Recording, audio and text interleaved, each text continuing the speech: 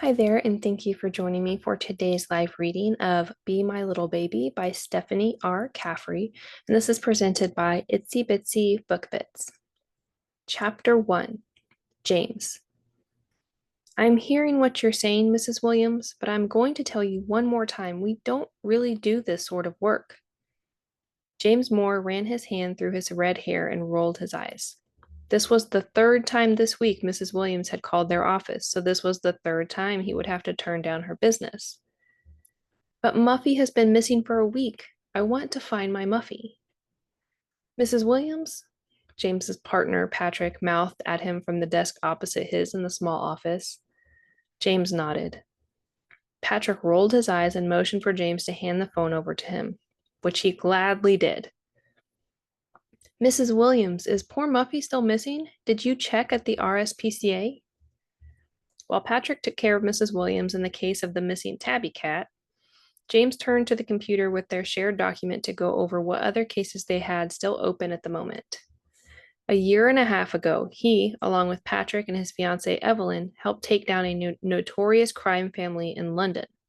Since that time, their meager little private investigator agency that barely scraped by had exploded because of the publicity of the case.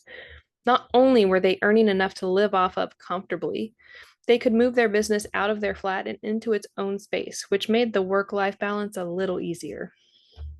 Well, easier for Patrick. James had nothing else really taking up his time.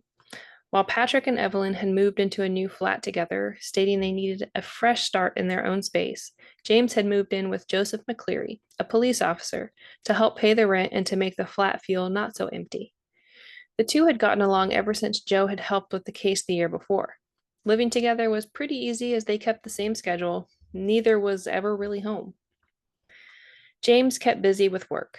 He loved the thrill of the chase and the satisfaction of solving a case brought him. Nothing could beat how he felt when he worked. He pulled double the cases Patrick did, mostly because Patrick actually separated work from the rest of his life.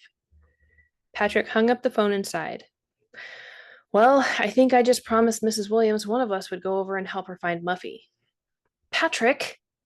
I'm sorry. I apparently have a really hard time saying no to little old ladies. And easy money. I have a honeymoon to pay for soon. So, does that mean you're going over to take Mrs. Williams to the RSPCA? Fuck. I guess it does. He stood from his desk and grabbed his coat as he moved toward the door. I'm going to head over there now and get this over with. And then I'm going to head home from there. Watch the time. Don't stay here too late. It's a Friday night. Go home, grab Joe, and hit a pub. You have big plans for your Friday night? Oh, yes. Evelyn and I have the exciting plans of putting together a seating plan and making sure we have all our vendors in order. James pulled a face. Oh, yes. Very exciting. Have you written your speech yet? Not yet, but it will get written. The wedding is in 2 weeks, mate. I'm just going to tell Evelyn you have everything done. Let her cross something off her bloody list. Works for me. Now, you enjoy the RSPCA, and I promise I will leave the office before it gets too late, and I will not work the entire weekend. And you will go to the pub and pick up a bird. And I will go home and watch a movie. Patrick shook his head. As long as it's not here, I honestly don't care what you do. You're working too hard, James. We're allowed to let some of these cases go. We don't have to work every single one that falls into our lap. Logically, I know this. However, we don't know how much longer this Fitzgerald bump is going to last. I want to milk it for all it's worth and build up my savings for when it all falls flat again. It's been nearly a year and a half. I think it's safe to say any bump from the Fitzgeralds has run its course. This is more than likely our new normal based on our reputation and word of mouth. We'll be fine. Yes, well, I'm going to keep on keeping on, so to speak. You're the only one uncomfortable with my workload. Not the only one. Evelyn worries about you too. Well, Evie is a gentle soul who worries about everyone. Tell her to stop worrying about me and focus on your wedding. She can worry about me after you return from your honeymoon. I will pass that along. And now that my job of telling you to work less is done, I have a date with an old lady in an animal shelter. Good luck, mate. Ta. Patrick gave him a mock salute before exiting the office. James shook his head and turned back to the computer. They started using a shared spreadsheet in order to keep track of cases and their statuses. Besides their open cases, they had an overflowing email inbox with potential cases. Patrick was probably right. Any bump from the publicity of taking down Mickey Fitzgerald in the subsequent trial had probably already worn off. Their overflowing email and the need to juggle half a dozen cases at a time was because they were fucking good at their job, and word was finally getting around London. They were the team to go to if you needed to employ the services of a private investigator. After finishing up some notes about a cheating spouse case they were working on, he shut down his computer and began packing up for the day. He looked at the clock. Nearly 6, a very reasonable time to sign off and go home. As he put his laptop in his backpack, he wondered if maybe Patrick was right. Maybe he should go out to the pub. It had been a while since he tried to pull a bird. If anything, it would be nice to at least chat up someone new. He pulled out his phone and texted Joe.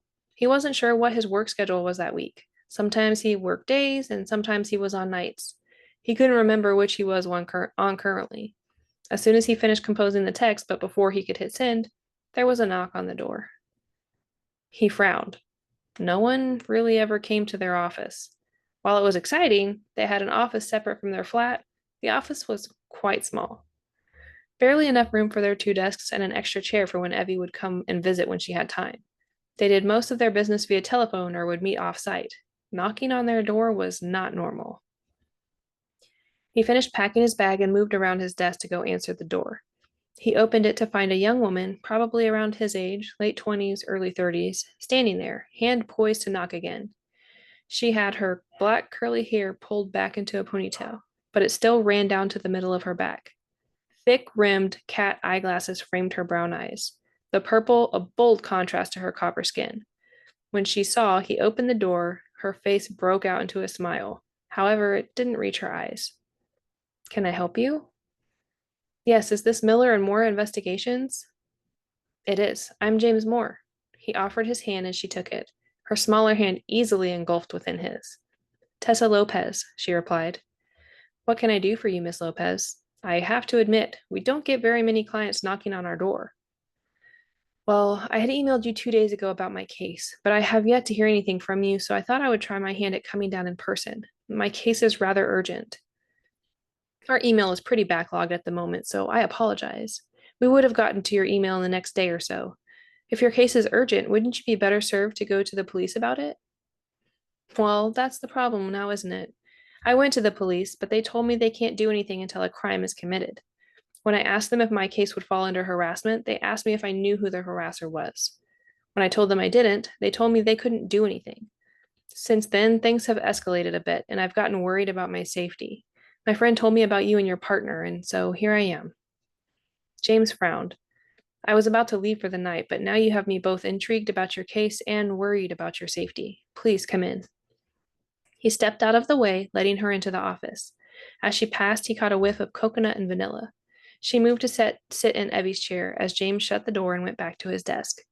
Rather than pull out his laptop again, he found a legal pad and a pen, pulling both in front of him. He opened the pen and poised it, ready to write everything she said. He nodded to her to show he was ready. "Well, a couple of weeks ago, I started getting letters to my place of business. Like actual letters. I almost never get letters to my shop. People mostly communicate to me through email, my website, or review site, so I was already thinking it a little odd." "What's your business?" "I own a bake shop here over on Red Church Street. It's called Cake Me Home Tonight." "You own Cake Me Home Tonight? You make the best Victoria sponge." She blushed as her eyes strayed down at her hands. "Thank you." "You're welcome. Anyway, you were telling me about the letters." "Yes, they started off innocently enough, praising me for something I had baked, asking me if I would make something specific to have in the shop the next day, things like that. Then they got more personal, asking me if I had a boyfriend, asking me what my favorite position to fuck is, things like that. It was when they turned in this direction, I went to the police. But because whoever is sending these letters is doing it anonymously and they have never come in contact with me, the police say they can't really do anything. They call it a prank." "And you don't recognize the handwriting on the letters? Could it be someone you already know?" Miss Lopez shook her head. "They're all typed, and I think they're all hand delivered through my letterbox. None of the envelopes have been addressed, just blank on the front." Hand-delivered? That makes things a little easier. I'll put in a request to get the CCTV footage from in front of your shop. If the letters were hand-delivered, we'll be able to see who did it. Really? That simple? Hypothetically. I mean, any number of things could occur. We'll get a really clear picture of the bloke's face, case closed. Or it will be a grainy image and we won't be able to tell who it is, but it will be a lead. Now, you mentioned something earlier about how the harassment has escalated, which is what brought you here in the first place. Yes, hold on, let me show you. Miss Lopez pulled her handbag, which had been slung across her chest hanging at her hip, into her lap. She opened the flap and pulled out an envelope. It was a little larger than a standard envelope, but not A4 sized. She set the envelope on the desk and pushed it across to him. He picked it up and opened the flap. There was a folded sheet of A4 paper next to a glossy photograph. He unfolded the paper and frowned when he read it. That color looks good on you. Then he looked at the photograph and his hands formed into fists, almost crushing the picture between them. Do you live above your shop? She nodded. I do. The picture was a spy shot, taken from the street up through what appeared to be Miss Lopez's bedroom window. Framed perfectly in the window between the crack of her curtains was Miss Lopez, shirtless, and poised with her hands behind her back, taking off her emerald green bra, completely oblivious to the cameraman below.